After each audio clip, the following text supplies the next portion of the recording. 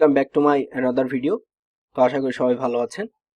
তো এটা Windows command লাইনের চতুর্থ ভিডিও। তো এই ভিডিওতে আমরা দেখব সিস্টেম কনফিগারেশনের কিছু কমান্ড।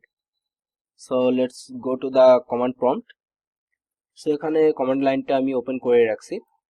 ওকে, তো এখানে ফার্স্ট অফ অল আমরা আজকে যে কমান্ডগুলো দেখব, সো ফার্স্ট কমান্ডটা হচ্ছে var। তো var দিয়ে মেইনলি হচ্ছে আপনার যে সিস্টেমের যে ভার্সনটা, মানে বর্তমানে আপনি যে অপারেটিং সিস্টেমটা ইউজ করতেছেন সেটা ইনফরমেশন আপনাকে এখানে দিবে। যেমন এখানে দেখেন আমি মাইক্রোসফট উইন্ডোজ ইউজ করতেছি এন্ড এটার ভার্সন হচ্ছে 10.0, মানে উইন্ডোজ 10 ইউজ করতেছি, এটা হচ্ছে ভার্সন আপনাকে দিবে। দেন এরপর যে কমান্ডটা সেটা হচ্ছে system info. So system info command দিলে আপনার সিস্টেমের যে ইনফোগুলো আছে বা ইনফরমেশন যেগুলো আছে সেগুলো আপনার কাছে শো হবে। ওকে, তো এখানে দেখেন, এখানে কিন্তু সিস্টেমের যে ইনফরমেশন গুলো আছে সেগুলো কিন্তু এখানে শো করতেছে। যেমন হোস্ট নেম, এটা হচ্ছে আমার host name, then OS name, then OS version, OS manufacturer Microsoft Corporation. So এই ইনফরমেশন গুলো কিন্তু আমার শো হচ্ছে এখানে। ওকে, দেন এরপরে যেটা হচ্ছে সেটা হচ্ছে হোস্ট নেম। মানে আমরা তো হোস্ট নেম দেখলাম, এখন আমরা স্পেসিফিক ভাবে হোস্ট নেমটা কিভাবে দেখতে পারি সেটা দেখব। সো স্পেসিফিক ভাবে হোস্ট নেমটা দেখার জন্য জাস্ট হোস্ট নেম লিখে এন্টার প্রেস করলে হোস্ট নেমটা কিন্তু আপনার কাছে শো করবে। এন্ড এই হোস্ট নেমটা হচ্ছে কি, ধরেন আপনি কোনো ওয়াইফাইতে কানেক্টেড আছেন বা কোনো নেটওয়ার্কে কানেক্টেড আছেন, সেই নেটওয়ার্কে আপনার এই কম্পিউটারের নাম বা আপনার হোস্ট নেমটা কিন্তু এটাই আসবে। সো আপনি কিন্তু আইডেন্টিফাই করতে পারবেন যে আপনার হোস্ট নেম কোনটা বা আপনার কম্পিউটার কোনটা, সেটা কিন্তু আপনি এভাবে হোস্ট নেম দেখে আইডেন্টিফাই করতে পারেন। সো এরপর যেটা আছে সেটা হচ্ছে ড্রাইভার কোয়েরি।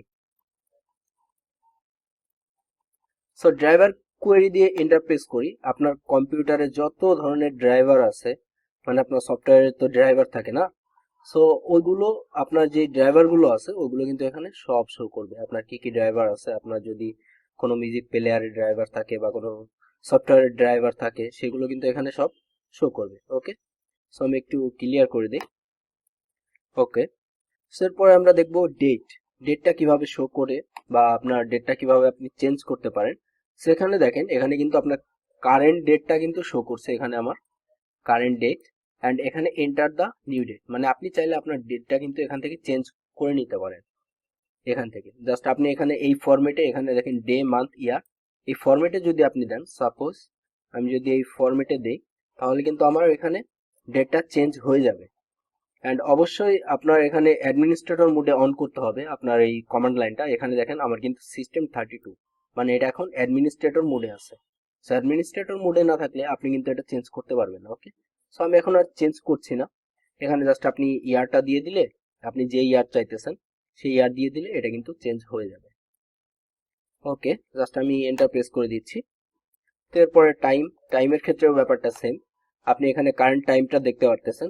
অ্যান্ড আপনি যদি চান যে আপনি নতুন কোনো টাইম এখানে দিবেন, এন্টার করবেন বা টাইমটা চেঞ্জ করবেন, সেক্ষেত্রে আপনি টাইমটা চেঞ্জ করতে পারেন। ওকে, সো আমি জাস্ট এন্টার প্রেস করে স্কিপ করে দিচ্ছি। তো এরপরে জাস্ট একটা কমান্ড দেখাবো, মানে আজকে জাস্ট একটা, মানে আপনার নেটওয়ার্কিং এর একটা কমান্ড দেখাই, সেটা হচ্ছে আইপি কনফিগ। মানে এটা দিয়ে আপনি আপনার আইপি অ্যাড্রেসটা দেখতে পারবেন যে আপনার বর্তমান আইপি অ্যাড্রেস কোনটা আছে। সো আইপি ভার্সন 4, এটা হচ্ছে আপনার বর্তমান আইপি অ্যাড্রেস। ওকে, সো অল্প কিছু কমান্ডই ছিল আপনার সিস্টেম কনফিগারেশনের উপরে।